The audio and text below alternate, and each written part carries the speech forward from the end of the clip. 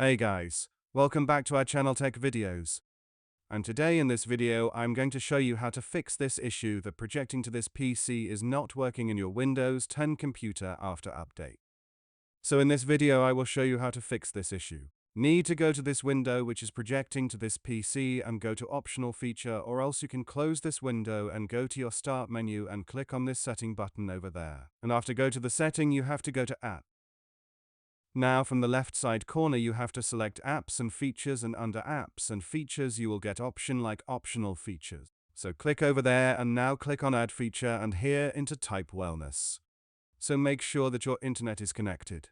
So let me connect my internet first. So once your internet is connected you have to go to add feature, and after that you have to type over there wireless display, this one. Okay, so just check this option and click on install.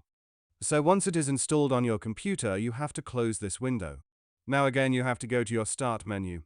Then click on this settings button over there, and after that you have to go to system. Now from your left side corner you have to select projecting to this key. And now as you can see, the option is accessible right now for me. So I hope this small video will really help for you.